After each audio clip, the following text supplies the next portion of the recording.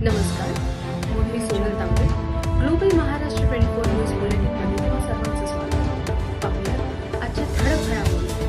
फक्त ग्लोबल महाराष्ट्र 24 वृत्तवाहिनीच्या आपल्या हक्काचे विचार.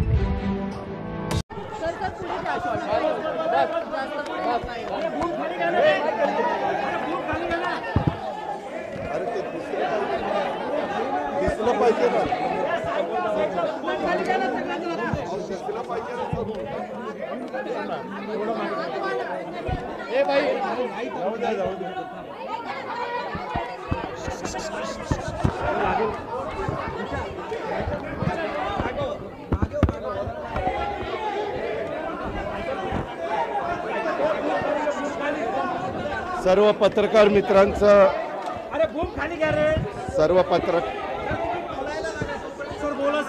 सर्व पत्रकार मित्रांचं मी स्वागत करतो. काल मी आपल्याला सगळ्यांना संध्याकाळी सांगितलेलं होतं की मी ज्यावेळेस सोमवारपासून प्रांताध्यक्ष सुनील तटकरे साहेबांनी सोमवार ते शुक्रवार स्थानिक स्वराज्य संस्थांच्या ज्या निवडणुका लागलेल्या आहेत त्या निवडणुकीच्या निमित्तानं आढावा बैठका संपूर्ण राज्यातल्या वेगवेगळ्या जिल्ह्यांच्या ठेवलेल्या होत्या आणि त्याचा शेवट आज आम्ही करणार होतो. त्यावेळेस मी पत्रकार मित्रांना असं सांगितलेलं होतं की उद्या आमच्या सगळ्या आढावा बैठका संपल्यानंतर गेले 2 दिवस वेगवेगळ्या इलेक्ट्रॉनिक आणि प्रिंट माध्यमामध्ये जे काही चर्चा चाललेली आहे त्याची पूर्णपणे माहिती घेऊन मी आपल्याशी बोलीन. तर त्याच्या आणि माझी काही भूमिका आहे ती स्पष्ट करीन. आपल्याला सगळ्यांना माहिती आहे की मी पहिल्यांदा तुमच्याशी बोललो त्यावेळी स्पष्टपणे सांगितलेलं होतं आजपर्यंतच्या माझ्या गेल्या 35 वर्षाच्या राजकीय जीवनामध्ये मी कधी नियम सोडून कुठलं काम त्या ठिकाणी केलेलं नाही. मागे माझ्यावर 2009-10ला आरोप झाले परंतु ते आरोप कुठेही सिद्ध झाले नाही. त्याच्यात अनियमितता होती, श्वेतपत्रिका काढली हेही आपल्याला सगळ्यांना ज्ञात आहे. परंतु त्याच्यामध्ये मधून एक कॉमेंट्स करून त्याच्यात टार्गेट करण्याचा प्रयत्न करतात. ह्या व्यवहारामध्ये देखील मला अजिबात काही माहिती नव्हतं. माहिती असतं तर मी लगेच सांगितलं असतं हो मला विचारून ते व्यवहार झालेला आहे. आणि मी कुणालाही माझ्या जवळच्या घरातल्या नातेवाईकांनी माझ्या मुलांनी माझ्या जे कोणी जवळचे सहकारी असतील यांनी कुणी जरी व्यवहार केला किंवा काही गोष्ट केली तर त्यांना मी सांगत असतो की संपूर्ण गोष्ट कायद्याच्या नियमाला धरूनच त्या ठिकाणी केली पाहिजे.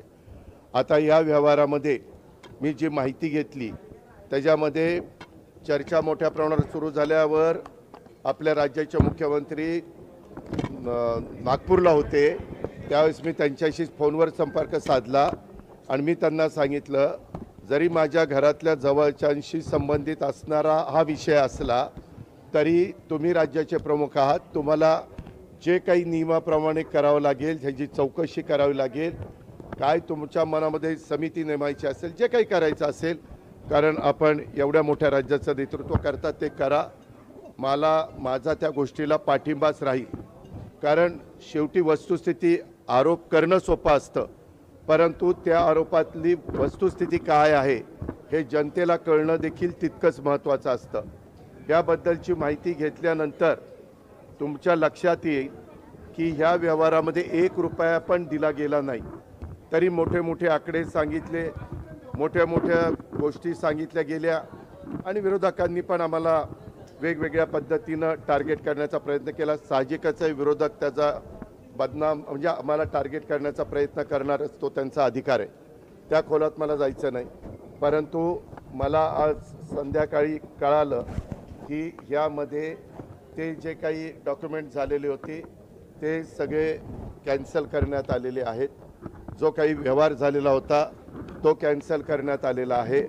दुसरी गोष्ट या राज्याचे ॲडिशनल चीफ सेक्रेटरी रेव्हेन्यू यांच्या अध्यक्षतेखाली काही विभागीय आयुक्त आणि काही वेगवेगळे मान्यवर यांची समिती आजच काहीतरी जाहीर करण्यात आलेली विभागीय आयुक्त पुणे, अप्पर मुख्य सचिव महसूल मुद्रांक नोंदणी जमाबंदी आयुक्त आणि संचालक भूमी अभिलेख, नोंदणी महानिरीक्षक व मुद्रांक नियंत्रक पुणे, जिल्हाधिकारी पुणे आणि सहसचिव मुद्रांक महसूल व वन विभाग आणि त्यांना ह्या संदर्भामध्ये ह्या सगळ्याची चौकशी करून हे साधारण 1 महिन्याच्या आत हा अहवाल सादर करावा अशा पद्धतीनं सूचना केलेल्या आहेत की मौजे मुंडवा, तालुका पुणे शहर, जिल्हा पुणे येथील सर्वे नंबर 88 मधील जमीन खरेदीच्या दस्तामध्ये झालेल्या अनियमिततेबाबत चौकशीसाठी चौकशी समिती नियुक्त केलेली आहे। तिनं पण पारदर्शकपणे काम करावं, साहजिकच आहे। राज्यातल्या प्रमुखांनी सांगितल्यावर त्यांचं कामच आहे आणि हे अधिकारी जर तुम्ही बघितले तर विकास खारगे यांचं गेले अनेक वर्षाचं काम एक स्वच्छ अधिकारी म्हणून त्यांची प्रशासनामध्ये प्रतिमा आहे आणि बाकीच्याही अधिकाऱ्यांची तशाच प्रकारची प्रतिमा आहे।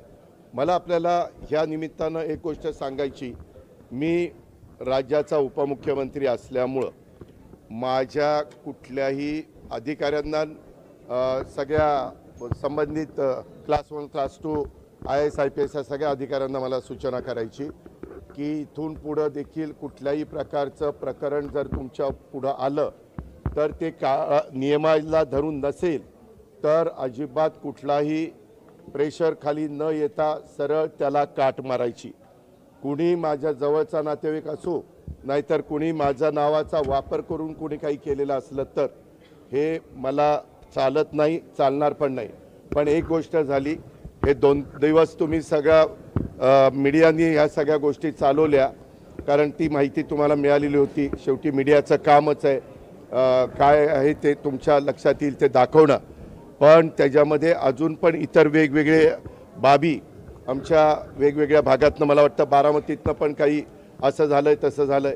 माझं म्हणणं की ज्यांच्याकडं ह्याबद्दलचे चुकीच्या गोष्टी झालेल्या असतील त्या सर्व बाबींची चौकशी संबंधित अधिकाऱ्यांनी करावी।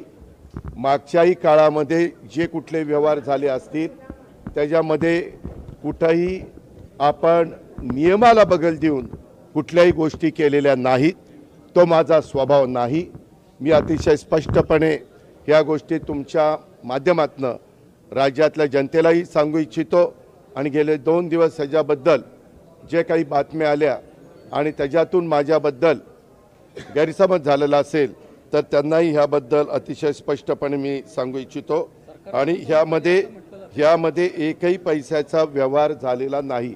आता तो का झाला नाही, व्यवहार झालेला नसताना कसं रजिस्ट्रेशन झालं, ते कुणी दिलं, हा सगळा तपासाचा भाग आहे आणि त्याच्यामुळं संबंधित हे 1 महिन्याच्या आत ह्याचा सगळा तपास करतील। ह्याच्यामध्ये FIR पण दाखल झालेली आहे, त्याच्या संदर्भामध्ये मला कळलं 2 पोलीस स्टेशनला FIR दाखल झाल्यात अशा पद्धतीनं। त्याच्यामुळं पोलिसांचं काम करणार, त्याच्यात पण कुणाला राजकीय हस्तक्षेप करण्याचं कारण नाही, पूर्णपणे पारदर्शकपणे ह्याची सगळ्याची चौकशी झाली पाहिजे आणि दूध का दूध पाणी का पाणी हे सगळं पुढे आलं पाहिजे।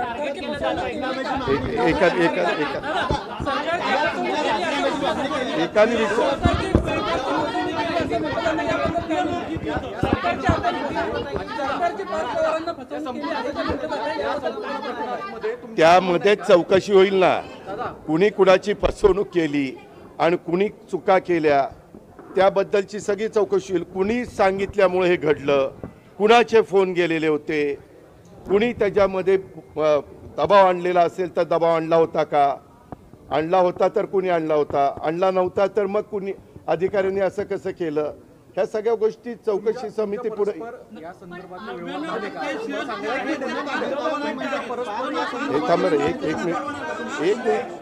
परस्पर या संदर्भातले व्यवहार पार्थ यांनी केले का असं तुम्हाला सांगायचं आहे का? याबद्दल नाही, मला हा व्यवहार झालेला माहिती नव्हता सागर, मी तुला स्पष्टपणे सांगतो। माहिती असता तर मी तुम्हाला आधीच सांगितलं असतं हो या व्यवहारात मला माहिती आहे।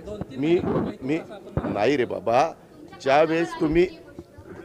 ज्यावेळेस कधी कुणी काही चर्चा करतं ते कुठल्याही व्यवहाराची असो, कुठलाही व्यवहार कुणी मला विचारलं तर मी सांगतो जे काही नियमाप्रमाणे असेल ते करा।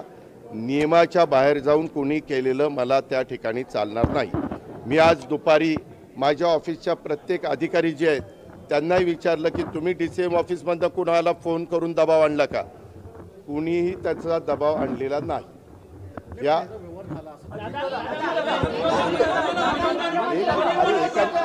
अरे एकाने बोला ना.